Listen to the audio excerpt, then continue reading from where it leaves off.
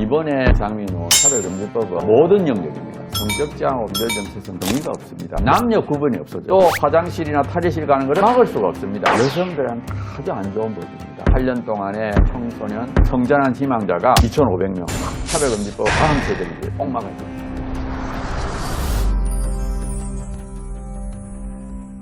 이번에 발의한 법안이 옛날하고 조금 다른 게 뭐냐 하면은 작년에 정의당이 할 때는 영역을 정했어요. 한 4개 영역을 해서 네. 그 영역에 대해서 이제 차별하면 안 된다 이렇게 했는데 이번에 그 이상민 의원은 모든 영역입니다. 이게 더 무섭죠. 네. 모든 영역에 대해서 차별하면 안 된다. 그리고 이제 차별금지 사유를 쭉 나열하고 나서 등 어떠한 사유로도 그러니까 사유도 어떠한 사유로 되니까 뭐 얼마든지 확장될 수 있는 그 영역도 모든 영역. 네. 또 이제 차별금지 사유도 그러니까 이게 굉장히 포괄적이에요. 그러니까 이게 작년에 나온 것보다 더 무서운 차별금지법이다 이렇게 보시면 됩니다. 그러니까 네. 예를 들어서 뭐 우리가 개인적으로 이제 소모임에서 이렇게 말하는 것이라든지 또 목사님이 설교 시간에 하는 거라든지 뭐 아무튼 어느 거든지 혐오나 차별이나 뭐 이렇게 괴롭힘이 되면 이제 처벌을 받을 수 있는 그런 아주 정말 나쁜 법을 만들었어요.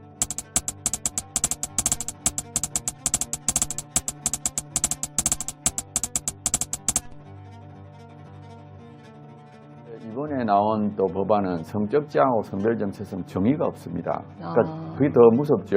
근데 이제 우리가 흔히 성적 지향하면은 뭐냐 하면은 동성애, 이성애, 양성애 있는데 이 성적 지향도 범위가 어디까지냐 이게 또 문제가 됩니다. 네. 뭐 요즘 뭐 소아성애 이런 것도 다 성적 지향이라 그러니까 네. 또 이게 뭐 한정없이 이제 늘어나죠. 그다음에 성별 정체성은 사실은 자신의 성별에 대한 인식이거든요. 네. 근데 예를 들어서 내가 생물학적으로 남자라도 나는 여자인 것 같아. 그럼 여자라고 인정을 해줘야 되는 그런 문제가 생깁니다. 그래서 성별 정체성에 대한 차별 금지가 딱 되면 네. 이제 남녀 구분이 없어져요. 생물학적으로 남자라도 나는 오늘 여자인 것 같다 이러면 여자라고 인정을 해줘야 되고 네. 또 화장실이나 탈의실 가는 것을 막을 수가 없습니다. 그러니까 이런 것이 이루어지면 오히려 진짜 여성들이 굉장히 위험해져요. 그래서 서구에서는 이제 화장실이나 이런 데서 성희롱, 성범죄가 많이 일어나거든요. 네. 또 하나는 이제 경기를 할 때도 남자 스포츠 경기가 있고 여자 스포츠 경기가 있잖아요. 네. 여자 스포츠 경기에 이제 남자가 가가지고 뭐 육상도 하고 뭐 이러니까 진짜 여성들이 정말 상당히 많은 문제가 생기죠. 그러니까 네. 사실 이제 이 차별금지법은 여성들한테 아주 안 좋은 법입니다. 그러니까 예. 여성들이 이거 들고 일어나야 돼요. 저는 예. 막아야 된다고.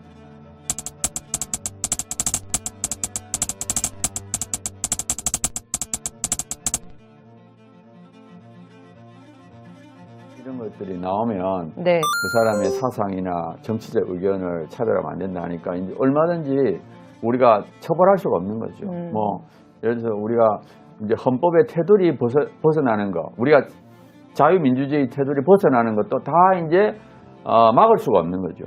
그걸 막으면 이제 처벌하면 차별이 되니까. 네. 또 예를 들어서 뭐 종교도 마찬가지입니다. 예를 들어서 뭐 이단이나 이런 것도 할 수 없고요. 또 범죄도 마찬가지. 요즘은 이제 보면은 어린이집이나 이런 데는 이제 전과가 있는 사람들 못하게 돼 있잖아요. 네. 이제 그것도 이제 못하게 하면 이제 차별이 되는 거죠. 그러니까 이게 이런 거를 다 허물어 버리니까 정말 오히려 우리의 안전이, 우리 국가의 안전, 또 개인의 안전이 보호가 안 되는 거죠. 그러니까 네. 이제 이 차별을 없앤다는 것을 너무 이렇게 뭐 모든 것에 적용하고 좀 그 안 했으면 좋은 것들까지 하니까 이게 더 문제가 될 수가 있습니다.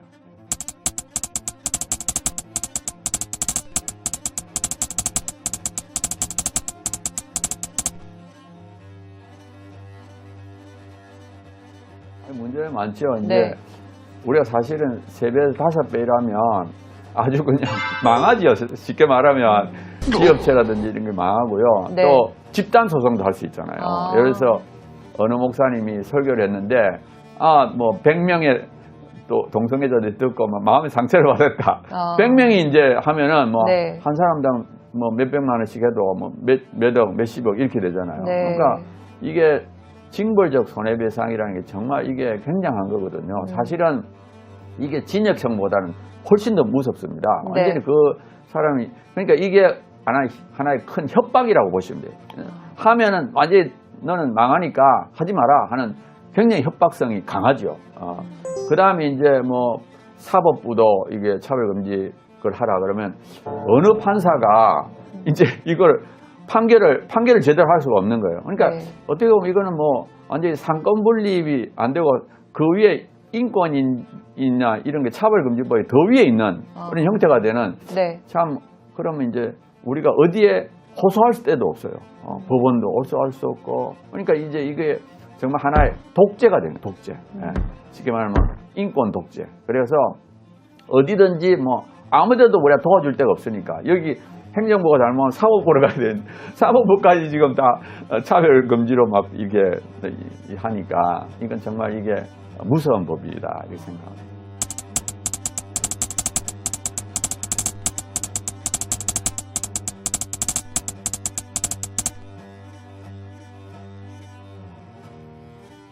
어떻게 보면은 이제 그분들의 생각이 그래요. 이 차별금지법과 마찬가지로 큰 이제 위험이 되는 법안이 건강가정기본법 개정안입니다. 네. 요즘 이제 차별금지법도 그렇지만 여성가족위원회에 지금 건강가정기본법 개정안이 또 올라와가지고 지난달 5월 6일 날 그 논의를 시작했거든요. 네. 이것도 굉장히 위험한 거예요. 왜냐하면은 이게 결국은 동성결혼을 합법화하려는 그런 개정안입니다. 그래서 가족의 정의를 없애는. 근데 그것을 누가 했느냐? 남인순 의원이 발의한 거예요. 그것도 한 번 발의한 게 아니라 매번 해가지고 계속 발의하고 있는 분이 남인순이에요. 네. 또 권인숙 의원은 또 여가위에 지금 간사로 있거든요. 이런 분들이 지금 계속 이렇게 동성결혼을 지지하고 또 이분들이 다 동성애도 합법화 지지하고 이러니까 이분들이 자기가 그런 사상을 갖고 있는 거예요. 사상을 갖고 있고 네. 어떤 젠더 이데올로기라 해가지고 그게 딱 이제 생각을 갖고 있기 때문에 사실은 이게 아까 말씀드린 것처럼 여성들한테 아주 불리한 거예요. 남녀가 같이 화장실도 써야 되는 이런 것인데도 불구하고 자신이 여성인데도 불구하고 여성에게 불리한 법안을 앞장서서 하는 거예요. 그러니까 그만큼 이 이데올로기가 참 무섭다고 저는 생각합니다. 근데 이분들은 이 동성결혼 합법화를 오히려 지지하고 있고 네. 남녀 구분을 없애야 된다. 뭐 이런 그 남녀 구분 자체를 없애야 된다. 이런 거를 하고 있는 분들이니까 그러니까 여기에 이제 적극적으로 동참하고 있는 겁니다. 그래서 네. 참 저는 안타깝고 아마 이분들이 뭐 하여튼 잘못된 그런 이데올로기에 빠져서 이걸 하고 있다고 생각하는데 정말 여성들을 위하는 길은 차별금지법 안 맞는 거다, 안 만드는 거다 하는 것을 좀 하루속히 깨달았으면 참 좋겠습니다.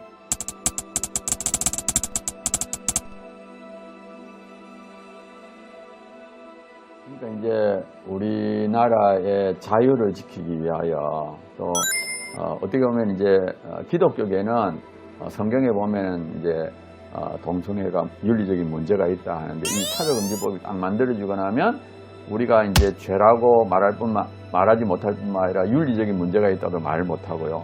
표현의 자유가 문제가 되고 또 종교의 자유가 제약을 당하고 그러니까 이 기독교계는 이 하나님 말씀에 근거해서 이걸 반대할 수밖에 없는 거예요. 그래서 우리 이제 종교의 자유를 지키기 위하여 그러니까 목사님이 마음껏 설교할 수도 없고 또 뭐 교회에서 허용이 된다 해도 소모임이나 이런 데서 말할 수가 없고 또 우리가 밖에 나가서 전도도 잘 못해요.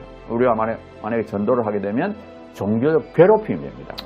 상대방이 내가 안 믿고 싶은데 계속 와서 이제 믿으라 하면 이게 괴롭힘이라고 해가지고 괴롭힘 들어가 있거든요. 차별금지법 안에. 네. 그 다음에 우리 다음 세대에 정말 그 올바른 가치관 이런 걸 전달하고 싶은데 그것도 못하게 막고 있거든요. 그러니까 이게 정말 큰 문제가 되고 사실은 이제 기독교계는 이 사회가 꼭 교회만을 위해서가 아니라 네. 정말 이 사회가 건전한 가치관을 가져야 된다. 윤리관을 가져야 된다. 그리고 우리 다음 세대에 바른 윤리관을 전달해야 되겠다는 사명감이 있는 거예요. 정말 이거를 정말 외쳐서 정말 우리 다음 세대 정말 올바른 자녀들을 키워야겠다. 사실은 이 차별금지법의 가장 큰 치명타가 뭐냐? 교육입니다. 교육. 네. 이게 딱 통과되고 나면 유치원부터 이 그림책 갖다 놓고 동성결혼과 동성애가 정상이라고 가르쳐요. 세뇌를 시킵니다.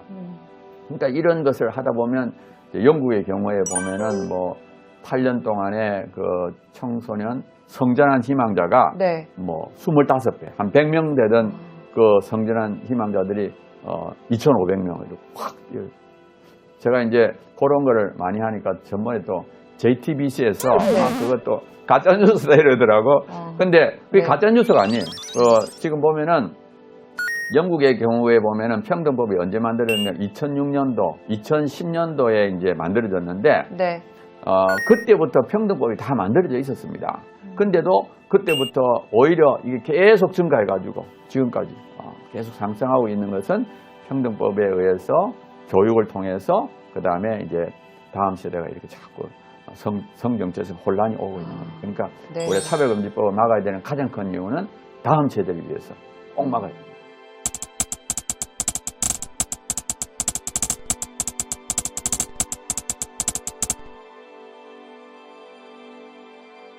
그러니까 이제 제가 알기로 대전에서 계속 한 달 가까이, 1년 가까이 데모를 한 것 같아요. 근데도 한 이유가 또 자기 지지층, 그러니까 예를 들어서 친동성애 단체라든지 뭐 차별금지법 제정연대 이런 데서 계속 압박이 들어오니까 네. 자기를 지지하는 층에서 이거를 자꾸 해달라 그러니까 뭐 어쩔 수 없이 저는 뭐 참 물론 이제 본인도 그런 것이 있었겠지만 외부에서 이제 이상민 의원을 딱 택해가지고 이 사람을 앞세워서 이렇게 했고 네. 사실은 그분이 이제 잘못 미혹이 된 거죠. 저는 이게 미혹이라고 생각합니다. 네. 차별금지 자체는 그럴듯하잖아요.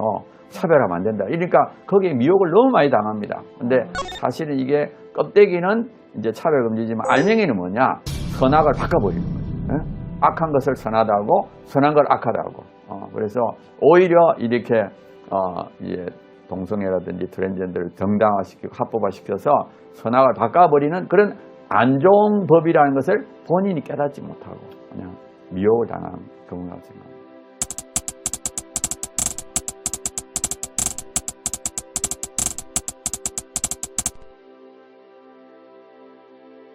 이분이 뭘 잘못 생각하는가 하면 이 동성애를 하나의 정체성이다. 그러니까 이제 성별 정체성, 그러니까 용어가 혼란을 일으켜요. 이 정체성이라고 하면은 마치 이거는 변할 수 없는 속성을 정체성이라 하는데 네. 그런 용어를 딱 붙이니까 이제 미혹이 되는 거죠. 그래서 사실은 동성애는 타고나는 것이 아니에요. 이거는 자기가 선택하는 거고 타고난다는 것은 이미 과학적으로 이제 아니라는 걸 밝혀졌습니다. 네. 옛날에 1990년대 초반에는 막 그런 논문이 쏟아져 나와서 이제 많은 분들이 이제 서구에서 이제 선천적인 줄 알고 했지만 지금은 그게 다 과학적인 사실이 바뀌었거든요. 근데 이분은 여전히 이제 동성애가 선천적인 거라고 아마 생각하고 있는 것 같아요. 그러니까 이거는 찬반에 붙일 수도 없는 개념이다. 마치 네. 우리가 흑인을 비판할 수 없고 여성을 비판할 수 없고 그건 타고나잖아요. 흑인하고 여성. 마찬가지로 그런 것처럼 오해하고 있는 것 같아요. 그래서 이분이 잘 모르기 때문에 정말 현대 과학적 지식이 부족하기 때문에 아마 그런 것 같고요.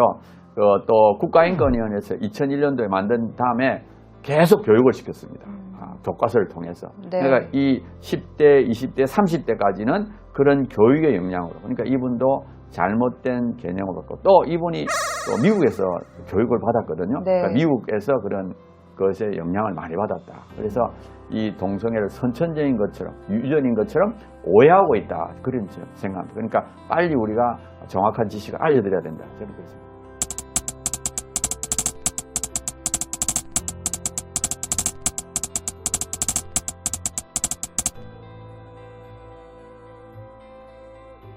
그것도 뭐 어떻게 보면 그렇게도 해석할 수 있지만 지금은 찬반 양쪽 의견이 많다.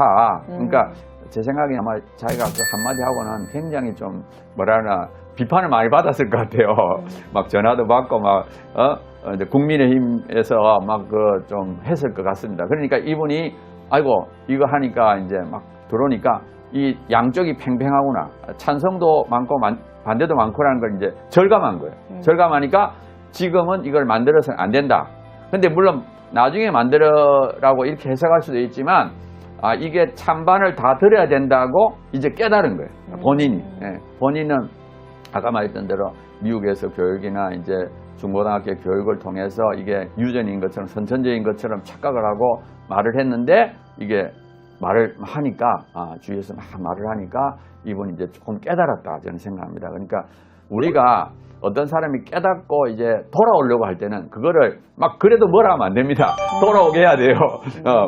가능하면 우리 편이 많아져야 됩니다. 그러니까 네. 그분이 뭐 좀 모르고 저는 그래서 좀 모르기 과학적 지식이 부족하고 여러 가지 부족하니까 그래도 하루 만에 깨달았다면 얼마나 참 칭찬해 줄 만한 저는 오히려 칭찬해 줄 만한 이제 금방 물러서서 네. 이제 했으니까 우리가 잘 그분을 가르치고 또 이렇게 앞으로 더 잘 이끌어줘야 된다. 그래서 가능한 우리가 많은 사람들을 우리 편으로 만드는 것이 중요하다. 저는 그렇습니다.